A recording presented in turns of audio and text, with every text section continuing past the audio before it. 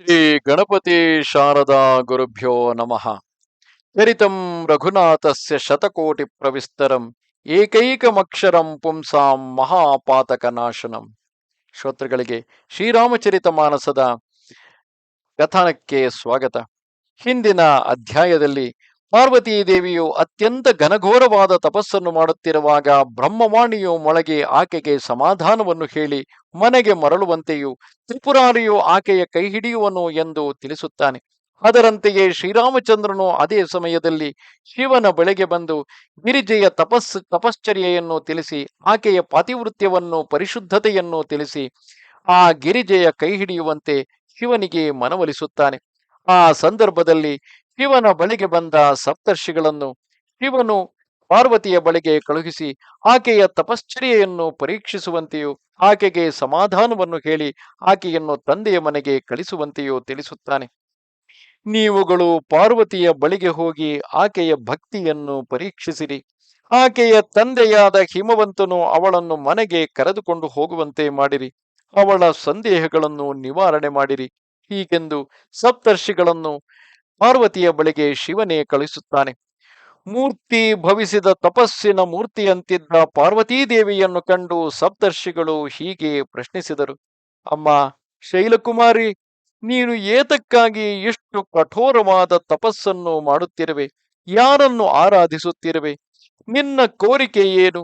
ನಿನ್ನ ಮನಸ್ಸಿನಲ್ಲಿರುವ ಮಾತನ್ನು ತಿಳಿಸು. ಆಗ ಪಾರ್ವತಿಯು ಹೇಳತೊಡಗಿದಳು.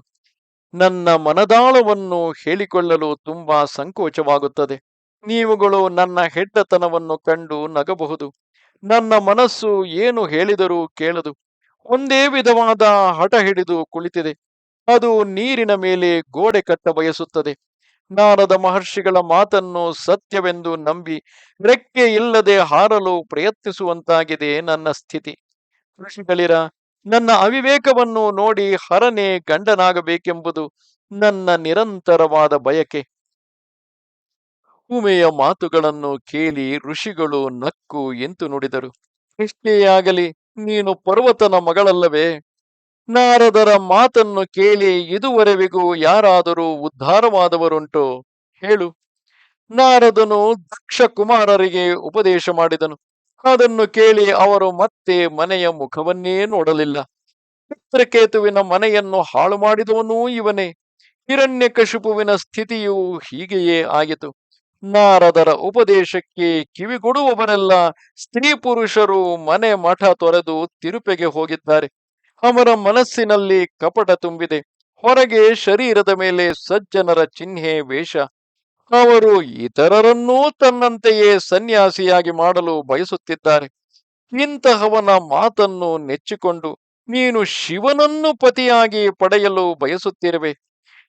ಶಂಕರನು ಸಹಜವಾಗಿಯೇ ಉದಾಸೀನನು, ಗುಣಹೀನನು, ಲಜ್ಜಾರಹಿತನು, ವಿಕೃತ ವೇಷಧಾರಿ, ಕಪಾಲಮಾಲಾಧಾರಿ, ಕುಲಹೀನ, ಮನೆಯಿಲ್ಲದವನು, ದಿಗಂಬರನು, ಸರ್ಪಗಳನ್ನು ಭೂಷಣಗಳನ್ನಾಗಿ ಧರಿಸುವವನು. ಇಂತಹ ವರನನ್ನು ವಿವಾಹವಾಗಿ ನೀನು ಯಾವ ಸುಖ ಪಡುವೆ? ನೀನು ಆ ನಾರದರ ಮಾಯದ ಮಾತಿಗೆ ಮೋಸ ಹೋದೆ. ಶಿವನು ಈಶ್ವರನು ಹಿಂದೆ ಪಂಚರ ಮಾತಿನಂತೆ ಸತೀದೇವಿಯ ಕೈ ಹಿಡಿದಿದ್ದ. ಆದರೆ ಬಳಿಕ ಆಕೆಯನ್ನು ಪರಿತ್ಯಜಿಸಿಬಿಟ್ಟ. ಆಕೆಯು ತನ್ನ ದೇಹವನ್ನೇ ತ್ಯಾಗ ಮಾಡಿಕೊಂಡಳು. ಈಗ ಶಿವನು ನಿಶ್ಚಿಂತನಾಗಿ ಹಾಯಾಗಿ ನಿದ್ದೆ ಮಾಡುತ್ತಾನೆ. ಭಿಕ್ಷೆ ಎತ್ತಿಕೊಂಡು ಜೀವಿಸಿದ್ದಾನೆ. ಅವನಿಗೇನು ಅರಸರ ಅಂಕೆಯಿಲ್ಲ, ದೆವ್ವದ ಕಾಟವಿಲ್ಲ. ಇಂತಹ ಒಂಟಿ ಬಡಕ ಶುಂಠಿಯನ್ನು ಕಟ್ಟಿಕೊಂಡು ಯಾವ ಸ್ತ್ರೀಯು ತಾನೇ ಬಾಳಬಲ್ಲಳು? ಇನ್ನಾದರೂ ನಾವು ಹೇಳಿದಂತೆ ಕೇಳು. ನಿನಗಾಗಿ ನಾವು ಓರ್ವ ಒಳ್ಳೆಯ ವರನನ್ನು ಹುಡುಕಿದ್ದೇವೆ. ಅವನು ಸುಂದರನು, ಪವಿತ್ರನು, ಸುಖಪ್ರದನು, ಸುಶೀಲನು ಆಗಿರುವನು. ಅವನ ಲೀಲಾವೈಭವಗಳನ್ನು ವೇದಗಳೇ ಕೊಂಡಾಡುತ್ತವೆ. ಅವನು ದೋಷ ದೂರನು, ಸದ್ಗುಣ ರಾಶಿಯು, ಶ್ರೀಪತಿಯೂ ವೈಕುಂಠವಾಸಿಯೂ ಆಗಿದ್ದಾನೆ. ಇಂತಹ ವರನನ್ನು ತಂದು ನಿನ್ನ ಮುಂದೆ ನಿಲ್ಲಿಸುವೆವು. ಇದನ್ನು ಕೇಳುತ್ತಲೇ ಭವಾನಿಯು ನಗುತ್ತಾ ಎಂತೆಂದಳು. ನೀವು ಹೇಳಿದುದು ನಿಜವೇ ಸರಿ. ಈ ಶರೀರವು ಬೆಟ್ಟದಿಂದಲೇ ಹುಟ್ಟಿದುದು. ಶರೀರ ಬಿಟ್ಟು ಹೋದರೂ ನನ್ನ ಹಠವು ಮಾತ್ರ ಹೋಗದು. ಚಿನ್ನವು ಕಲ್ಲಿನಲ್ಲೇ ಹುಟ್ಟುತ್ತದೆಯಲ್ಲವೇ? ಅದನ್ನು ಸುಟ್ಟರೂ ಅದರ ಹುಟ್ಟು ಗುಣ ಹೋಗದು.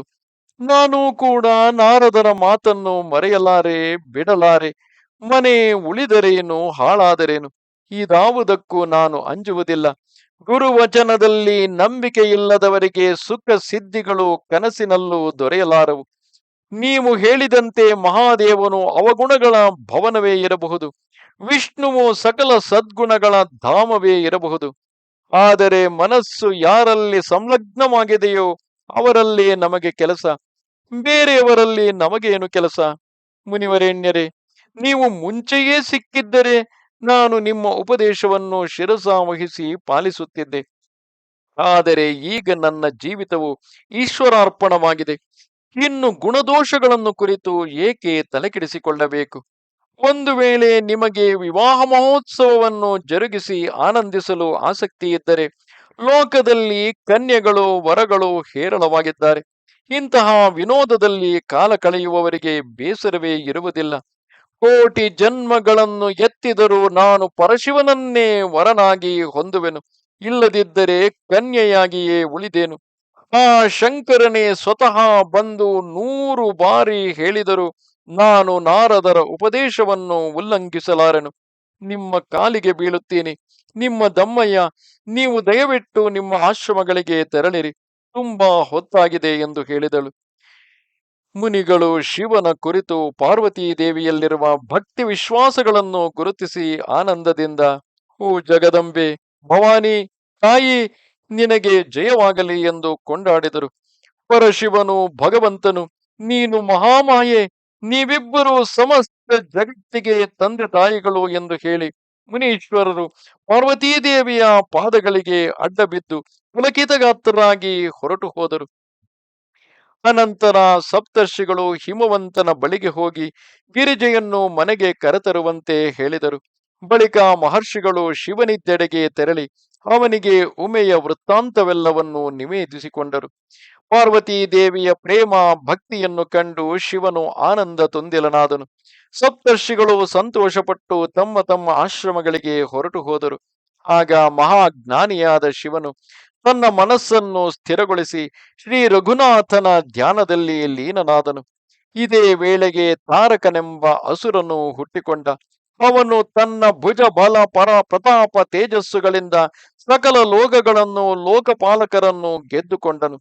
ದೇವತೆಗಳು ತಮ್ಮ ಸುಖ ಸಂಪತ್ತುಗಳನ್ನು ಕಳೆದುಕೊಂಡರು. ಬ್ರಹ್ಮದೇವರ ವರಬಲದಿಂದ ಆ ತಾರಕಾಸುರನು ಅಜರಾಮರನಾಗಿದ್ದ. ಆದ್ದರಿಂದ ಅವನನ್ನು ಸೋಲಿಸಲಾಗುತ್ತಿರಲಿಲ್ಲ. ದೇವತೆಗಳು ಅವನೊಡನೆ ಅನೇಕ ವಿಧವಾದ ಯುದ್ಧಗಳನ್ನು ಮಾಡಿ ಸೋತು ಹೋದರು.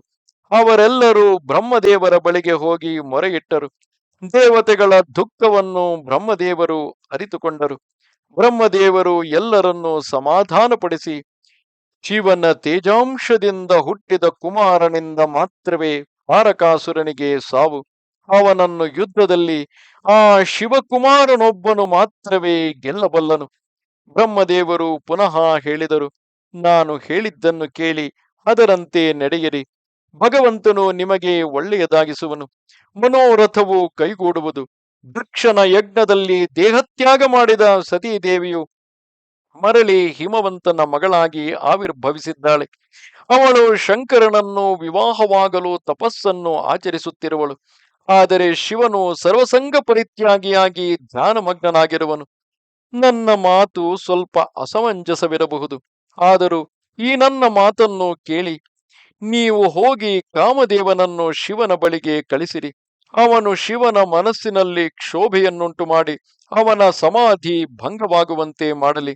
ಬಳಿಕ ನಾವು ಅಲ್ಲಿಗೆ ಹೋಗಿ ಶಿವನನ್ನು ಪ್ರಾರ್ಥಿಸಿ ಪಾರ್ವತಿಯೊಡನೆ ಅವನ ವಿವಾಹವು ಜರುಗುವಂತೆ ಮಾಡುತ್ತೇವೆ. ದೇವತೆಗಳನ್ನು ರಕ್ಷಿಸಲು ಇದೊಂದೇ ಮಾರ್ಗವಾಗಿದೆ. ಬ್ರಹ್ಮನ ಮಾತಿಗೆ ಎಲ್ಲರೂ ಸಂತೋಷಪಟ್ಟರು. ಮತ್ತೆ ದೇವತೆಗಳೆಲ್ಲರೂ ಭಕ್ತಿಯಿಂದ ಕಾಮದೇವರನ್ನು ಸ್ತುತಿಸಿದಾಗ ಪಂಚಬಾಣನು ಮೀನಕೇತನನು ಆದ ಮನ್ಮಥನು ಅಲ್ಲೇ ಮೈದೋರಿದನು. ಈ ರೀತಿಯಾಗಿ ಲೋಕ ಕಲ್ಯಾಣವಾಗಬೇಕು ಎಂದರೆ, ಅಂದರೆ ಶಿವಪಾರ್ವತಿಯರು ಒಂದಾಗಿ ಆ ಮೂಲಕ ಕುಮಾರಸ್ವಾಮಿಯ ಜನನವಾಗಿ ತಾರಕಾಸುರನ ಸಂಹಾರವಾಗಬೇಕೆಂದರೆ ಯಾವ ಮಾರ್ಗವನ್ನಾದರೂ ಅನುಸರಿಸಲೇಬೇಕು. ಅತ್ತ ಪಾರ್ವತೀ ದೇವಿಯು ಘೋರವಾದ ತಪಸ್ಸನ್ನು ಮಾಡುತ್ತಾ ಶಿವನನ್ನೇ ಪತಿಯನ್ನಾಗಿ ಪಡೆಯಬೇಕೆಂಬ ಹಂಬಲದಿಂದ ಆದಿದ್ದಾಳೆ. ಇತ್ತ ಶಿವನು ಅಖಂಡ ಧ್ಯಾನ ಸಮಾಧಿಯಿಂದ ಎಚ್ಚರಗೊಳ್ಳುತ್ತಿಲ್ಲ. ಶಿವನನ್ನು ಎಚ್ಚರಗೊಳಿಸಲು ಕಾಮದೇವನನ್ನೇ ಕಳಿಸಬೇಕಾದಂತಹ ಸ್ಥಿತಿ ಇದೆ. ನಮಸ್ತೆ ಶಾರದಾ ದೇವಿ, ಕಾಶ್ಮೀರ ಪುರವಾಸಿನಿ, ತ್ವಾಮಹಂ ಪ್ರಾರ್ಥಯೇ ನಿತ್ಯಂ, ವಿದ್ಯಾದಾನಂಚ ದೇಹಿ ಮೇ. ನಮಸ್ಕಾರ. श्रीरामचन्द्र कृपाल भज मन हरण भव भयदारुणं। श्रीरामचन्द्र कृपाल भज मन हरण भव भयदारुणं। श्रीराम श्रीराम श्रीराम श्रीराम श्री